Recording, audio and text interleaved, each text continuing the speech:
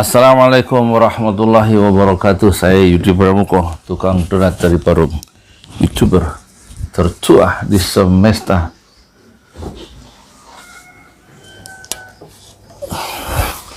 Saya ingin bicara hari ini, khusus ya, hari Kamis ya, saat detik-detik dijatuhkan vonis oleh hakim terhadap Habib Rizik. Saya ingin bicara tentang Habib Rizik sebagai ulama yang paling besar dan paling sabar dalam menerima ujian, dan ujiannya paling besar di abad 21 ini, yaitu Dr. atau Dr. Habib Muhammad Rizik Syihab. Dan hanya dia yang bisa menanggung cobaan yang besar. Pertama, dia hijrah ke Mekah karena untuk menghindari jebakan tuduhan-tuduhan yang tidak berdasar yang dilemparkan atau dijaring tuduhan itu ditebarkan dalam kehidupan Habib Rizik. Dan kita tahu sebelumnya dalam 212, yaitu 2 Desember 2016, satu sejarah besar sudah ditorehkan dalam sejarah dakwah di Nusantara atau di Indonesia. 7,5 juta berkumpul di Monas dan sekitarnya dalam 212 hari Jumat. Di situ Habib Rizik sebagai khotib Jumat, pidato kira-kira hampir 1 jam ya, khutbah Jumat hari Jumat, dan suasananya damai, tidak ada kerusuhan. Tidak ada satu istilahnya berkumpulnya jutaan umat Islam begitu banyak. Inilah yang terbesar di semesta, dengan tokoh sentralnya adalah Habib Rizik Syihab. 212. Kita mulai dari situ dulu, betapa Habib Rizik itu nilainya lebih tinggi dari jutaan orang biasa, dan nilainya lebih tinggi dari ulama atau ustadz yang biasa. Dan kemudian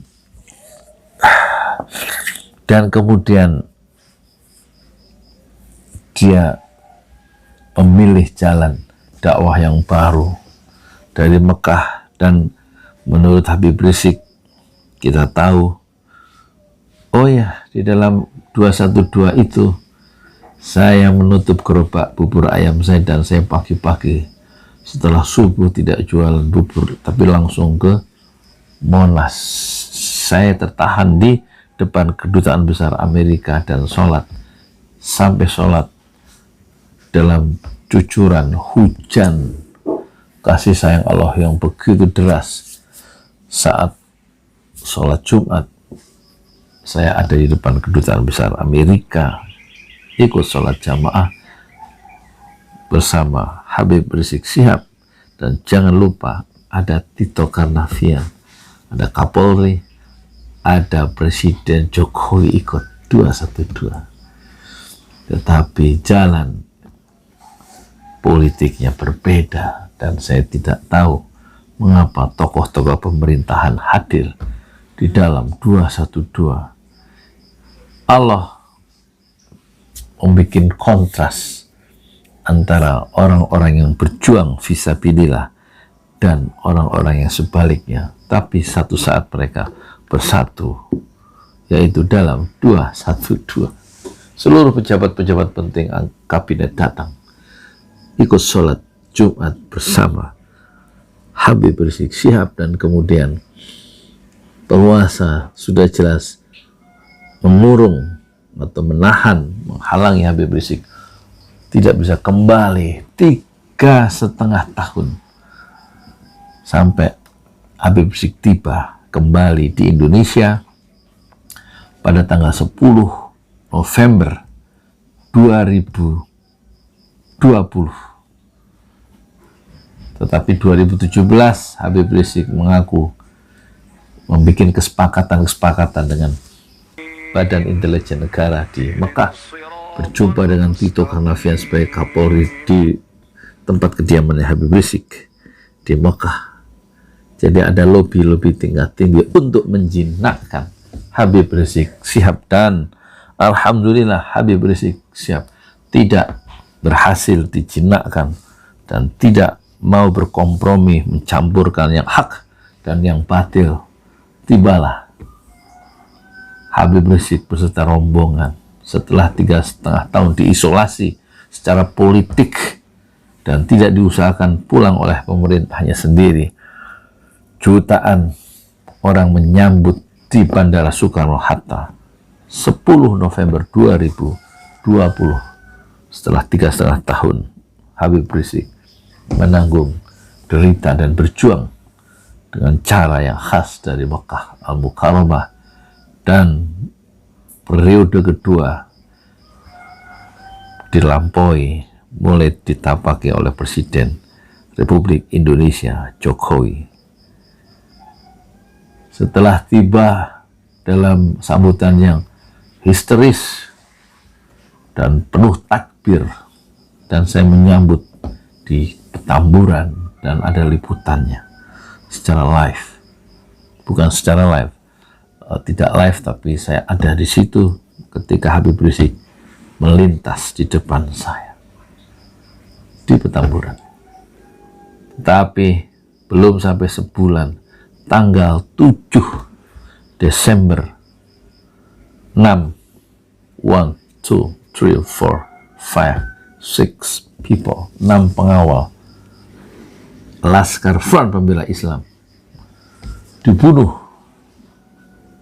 oleh pemerintah. Karena diakui bahwa yang membunuh adalah polisi dari Polda Metro Jaya menurut konferensi pers kira-kira 12 jam kemudian setelah pembunuhan di kilometer 50 itu dilakukan. Siang hari mereka mengaku melakukan pembunuhan, atau setidak-tidaknya tidak bilang mengaku melakukan pembunuhan, tapi mereka lah yang melakukan pengejaran dan menangkap 6 pengawal Habib Rizik Syihab yang kemudian dibunuh, sementara orang-orang tokoh-tokoh dari Front Pembela Islam tidak tahu siapa yang melakukan pengejaran di sepanjang jalan tol itu, karena mereka tidak berseragam dan tidak dilengkapi dengan uniform resmi, dan mereka merasa mereka dikejar oleh orang-orang yang tidak, identitasnya tidak diketahui. Ternyata mereka adalah aparat negara. Luar biasa.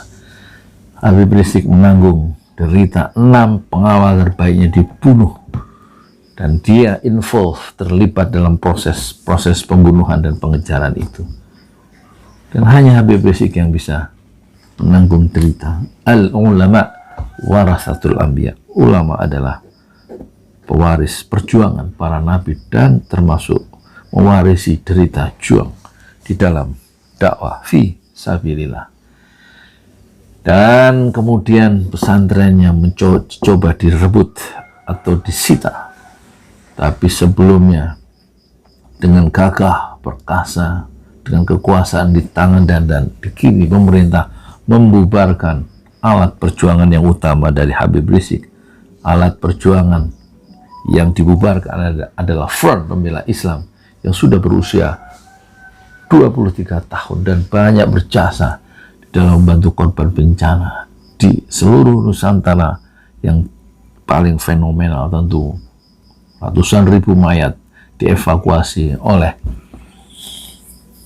anggota Laskar Front Pembela Islam, sehingga orang-orang Aceh merasa berhutang budi kepada Habib Rizik, khususnya kepada Front Pembela Islam yang betul-betul mengambil mayat, menyolatkan orang-orang Aceh dalam korban tsunami.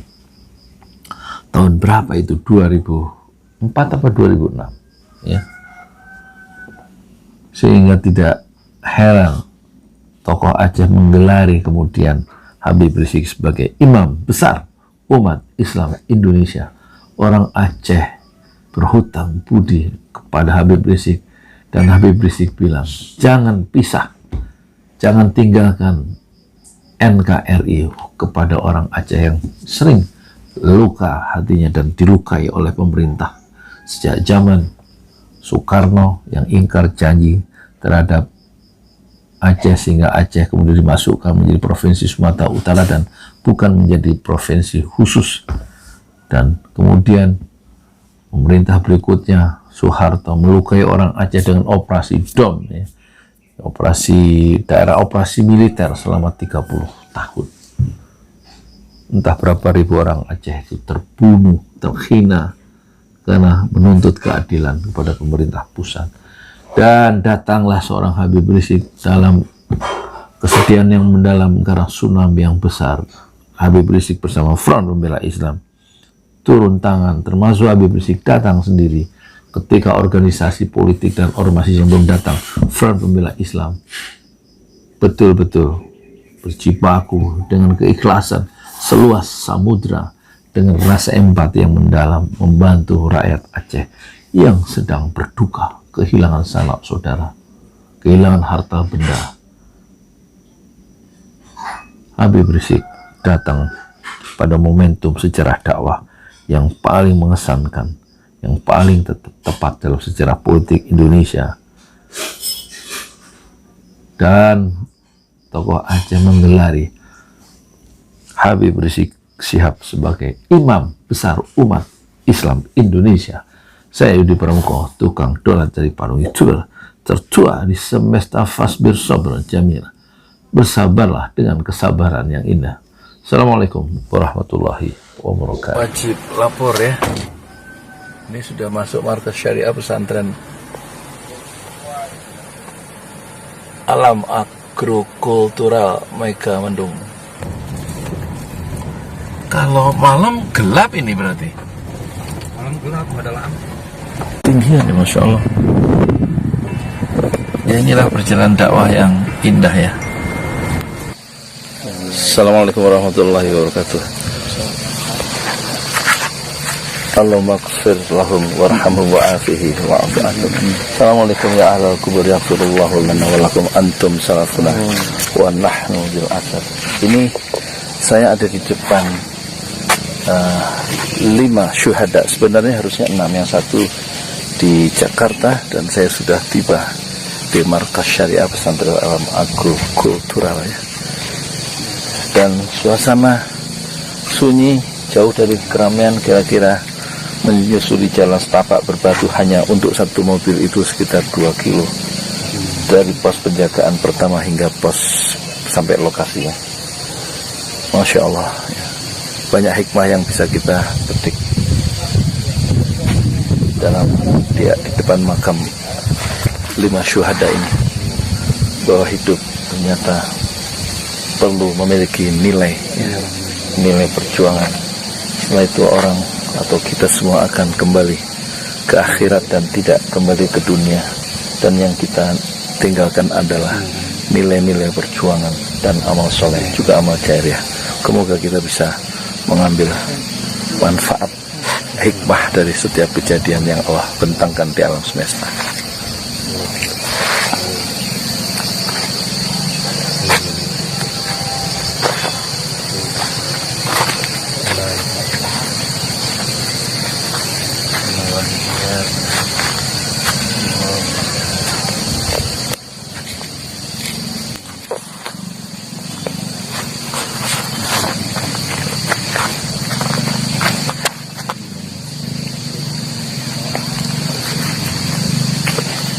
Tahu di sini.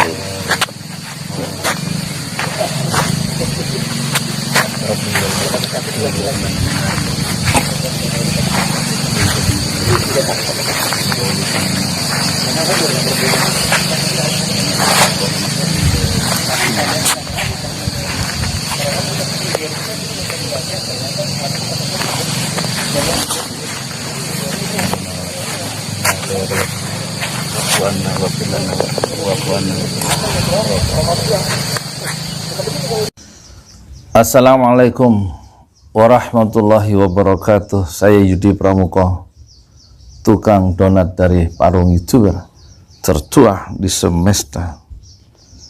Saya ingin membuat surat terbuka, bukan kepada penguasa, bukan kepada presiden, bukan kepada Pak Hendro Priyono, bukan kepada Pak Luhut, bukan kepada Pak Wiranto, bukan kepada Pak Trisutrisno, bukan kepada Pak Prabowo, tapi saya mau bicara kepada tukang donat, kepada diri saya sendiri. Bapak tukang donat, kemarin, sekarang hari Jumat, kemarin saya menyentuh 5 pusara syuhada di Mekah, di markas Syariah Pesantren Alam Agrokultural Mekah Mendung. Sekali lagi, kemarin saya menyentuh 5 pusara syuhada di kompleks markas Syariah Pesantren Alam Agrokultural yang dipimpin oleh Dr. Habib Rizik Syihab. Kelima orang itu dan 1 dimakamkan di Jakarta, total semua 6. Saya melihat dengan mata kepala sendiri foto-foto mereka yang ditembak dari jarak dekat, dan mereka semuanya adalah pengawal terbaik yang sudah menjadi syuhada, pengawal terbaik dari Dr. Habib Rizik Syihab setelah mereka dikejar dalam usaha pembunuhan dan mereka berhasil dibunuh oleh orang-orang jahat itu. Dan saya tidak tahu, wahai Pak Donat, Pak tukang donat, siapa yang menyuruh mereka dibunuh. Waktu saya tiba di depan 5 makam pusara mereka itu, hati saya, dada saya ingin meledak. Saya teringat saya pernah menyentuh pusara Amir Biki yang ada dalam konteks peristiwa Tanjung Priok, pembantaian umat Islam Tanjung Priok 12 September 1984 pada tahun 98, 14 tahun setelah kejadian Tanjung Priok, saya berhasil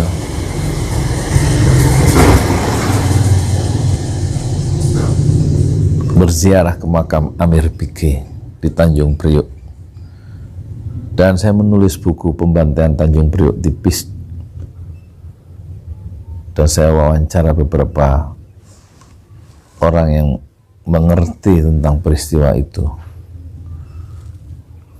dan buku itu bisa Anda baca di perpustakaan Cornell University di Amerika. Wahai Bapak tukang donat, saya juga melihat, mendengar peristiwa pembantaian umat Islam di Lampung tahun 79, tapi saya tidak melihat korban-korbannya, dan saya hanya mendengar laporan Komnas HAM yang mati di sana sekitar 244 karena kampung itu diserbu oleh bom, bakar bom napalm, dan juga ada beberapa helikopter yang bekerja di samping senjata-senjata serbu para tentara untuk menghabisi umat Islam di sana, termasuk anak-anak, wanita, pemuda Islam. Inilah sejarah dari bangsa saya, penuh dengan kebiadaban penguasa menindas rakyatnya sendiri, termasuk di Tanjung Priok menurut Komnas HAM itu yang mati sekitar, kalau tidak salah, 59. Kembali ke 5 atau 6 syuhada tadi yang kemarin saya kunjungi makamnya. Ada rasa dada ingin meledak karena ada ketidakadilan di sana. Apalagi ya, Habib Rizik, Dr. Habib Rizik Syihab, yang juga masuk dalam skenario rencana pembunuhan di kilometer 50, dan Allah lindungi dari pembunuhan itu, tapi yang terbunuh pengawalnya 6 orang. Dan aneh, sekarang Habib Rizik itu diadili karena pelanggaran protokol kesehatan. Satu pengadilan yang tidak fair. Ribuan mungkin kerumunan itu, mungkin ribuan kerumunan maulid Nabi, tidak hanya di Megamendung dan tidak hanya di Petamburan, yang tidak pernah dipidanakan sampai sedemikian gegap gempita. Dan sudah 4 bulan dari Desember akhir atau awal Desember, Januari, Februari, Maret, April, sudah 4 bulan lebih ya Habib Rizik di penjara, padahal dia sudah menderita kerugian banyak. Apa, Mi? Nggak usah, Po. Boleh? Uruslah. Buat nanti anak-anak kalau mau wirausaha kita modalin, kalau uang itu bisa turun dari pemerintah ya, SKHU. Uruslah. Siapa yang ngurusin rakyat kalau nggak kita ikut bantu sedikit-sedikit itu?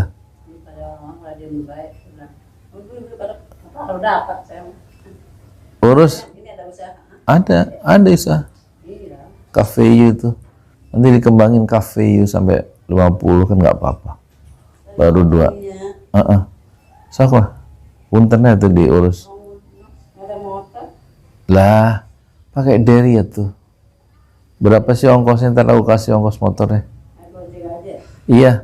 Di mana? Kemana? Pulang dulu. Ya sok atau. Atau duitnya ada itu di laci. Mi, ambilnya 100. Ya. Maaf ya penonton, istri saya itu. Jadi ada ketidakadilan ya di negeri ini. Kasus kerumunan, padahal Habib Rizik sudah menderita banyak. 6 pengawalnya dibunuh oleh orang jahat. Bagaimana pertanggungjawaban pembunuh? Pembunuh sampai sekarang tidak diadili. Pembunuh sampai sekarang tidak diadili. Kita tidak tahu siapa mereka, tidak tahu wajahnya, tidak tahu kapan sidangnya. Katanya ada 3, yang 1 sudah mati, dicabut dulu oleh Allah. Pembunuh itu aneh, bukan? Ya, 1 pengawalnya sudah dihabisi, sebagaimana diinginkan oleh para buzzer itu, termasuk dihabisi Front Pembela Islam Ormas yang sudah 23 tahun itu berjasa di dalam membangun negeri dan umat. 23 tahun dibubarkan oleh Pak siapa itu, saya nggak tega nyebutnya, yaitu para penguasa-penguasa di zaman Kiwari, di zaman sekarang. Front Pembela Islam Ormas dibubarkan. Bendera-bendera baliho Habib Rizik diturunkan. Kemudian rekening keluarga diblokir sampai 92. Kemudian dikriminalisasikan, dipidanakan hanya persoalan kerumunan. Belum ada sejarah di dunia, kata para ahli, persoalan kerumunan itu masuk ruang pengadilan sebagaimana atau kecuali yang dialami oleh Habib Rizik Syihab. Jadi sentuhan tangan saya di tepi pusara 5 syuhada di markas syariah kemarin di Megamendung, itu membuat dada saya terasa meledak tentang betapa